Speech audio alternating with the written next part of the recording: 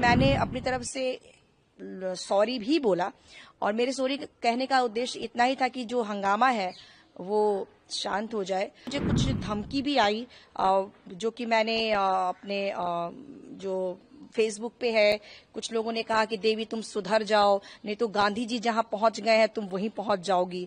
हमारे महात्मा गांधी जी ने कहा, अहिंसा की बात कही। ये बिहार जो है वो गौतम बुद्ध की धरती है, महावीर की धरती है। उस जमाने में उन्होंने अहिंसा का पाठ लोगों को पढ़ाया और आज ये सब लोग जो हिंसा फैला रहे हैं, जो गलत भावनाएं भर रहे हैं, भेदभाव भर रहे हैं, वैसे लोगों को पार्टी भी ऐसे लोगों पे कार्रवाई करनी चाहिए। मैं बहुत काफी शॉक्ड हूं कि एक ऐसा भजन मैं गा रही थी जो कि महात्मा गांधी जी का प्रिय भजन है और उस मंच पे बड़े बड़े नेता उपस्थित थे।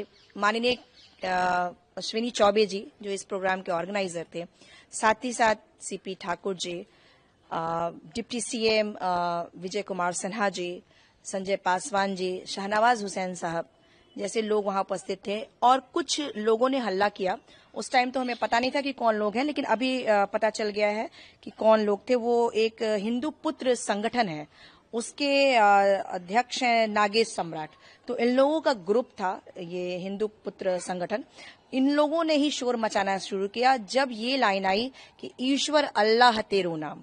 इस पे उन लोगों ने काफी शोर मचाना शुरू कर दिया और उसके बाद मंच पे बैठे सारे जो नेतागण थे वो भी हरकत में आए। उन लोगों को भी समझ में नहीं आया कि किस तरह से पब्लिक को हैंडल किया जाए। कुछ लोग मेरे पास आए, उन्होंने कहा कि आप कुछ सॉरी बोलिए, शायद पब्लिक उससे मतलब थोड़ा काम हो जाए।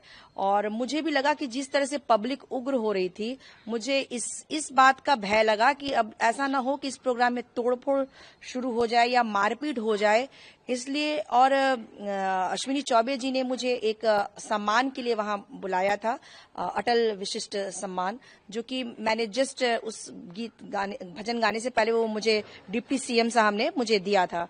तो मुझे कहीं ना कहीं ऐसा लग रहा था कि मैं नहीं चाह रही थी कि इस प्रोग्राम का स्वरूप ज्यादा बिगड़े, इसलिए मैंने अपनी तरफ से सॉरी भी बोला और मेरे सॉरी कहने का उद्देश्य इतना ही था कि जो हंगामा है वो शांत हो जाए।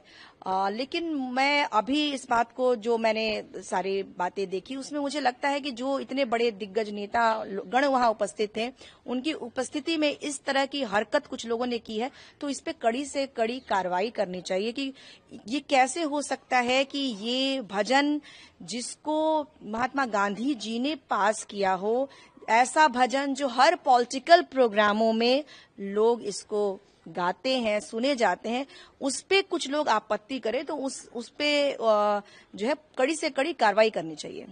आपकी जो वीडियो वायरल हो रही है जिसमें आप पूरा गाना गाती हो और बीच में जब लाइन्स आती है कि ईश्वर अल्लाह तेरो नाम, और उसके बाद एक साउंड पीछे का मॉब का सुनाई देता है, फिर कुछ लीडर्स आते हैं आपको कहते हैं कि सॉरी जैसा कुछ कह दीजिए, तो आप क्या सोचती है, ये सॉरी कहने जैसी गलती थी या क्या एग्जैक्ट? नहीं, देखिए, इस गाने के लिए तो मैंने कभी सॉरी मैं बोल ही नहीं सकती हूँ, क्योंकि ये गाना, ये जो भजन है वो तो मतलब इसमें कैसे सॉरी कर सकते हैं? ये तो मतलब देश को एक अच्छा संदेश देता है। इसके लिए मैंने सॉरी नहीं बोला। मैंने सॉरी इसलिए बोला क्योंकि मुझे ऐसा लग रहा था कि पागलों का झुंड मेरे सामने है और आपके सामने अगर आप पागल आ जाए तो आप कुछ भी करके उनसे हैंडल करेंगे उसको।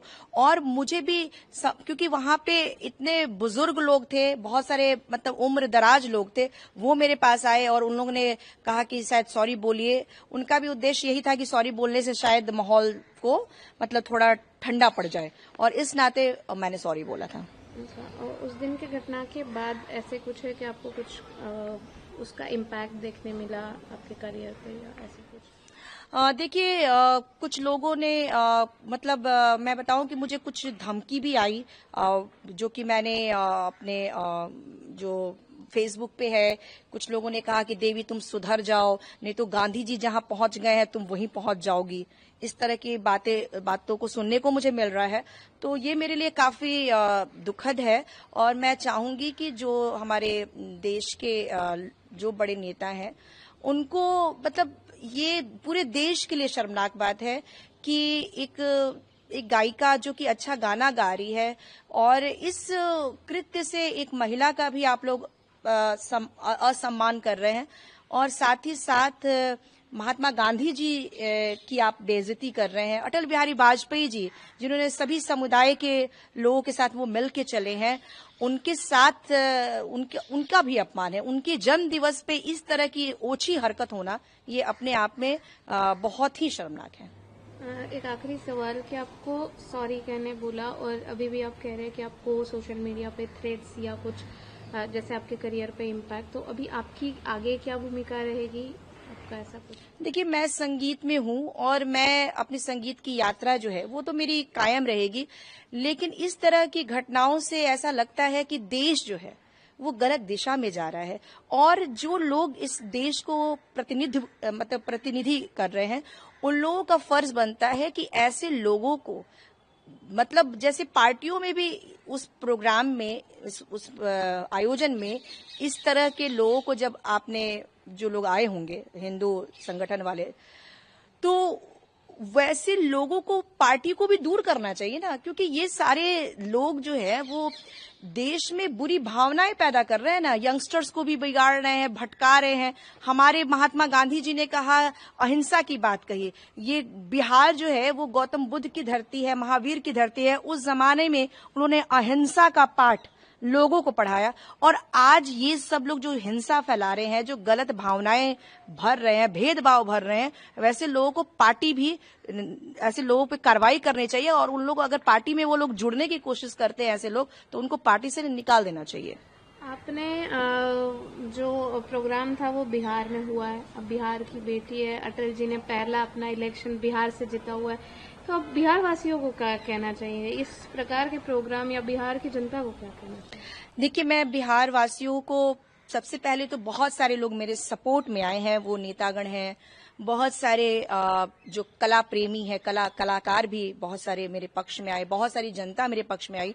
उन सभी को मैं धन्यवाद देना चाहती हूँ। और सभी लोगों ने कहा कि इस तरह की घटना देवी के साथ हुई है, हम सभी बहुत दुखी हैं।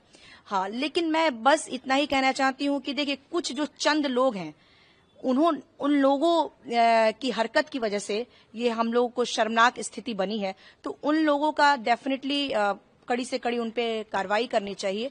और वैसे मैं आप सभी को, सच्चाई यही है कि मेरे चाहने वालों की संख्या बहुत ज्यादा है, और इन 2-4 लोगों के हंगामा करने से या हल्ला मचाने से कुछ ऐसा नहीं है कि मेरे ऊपर कोई असर होने वाला है।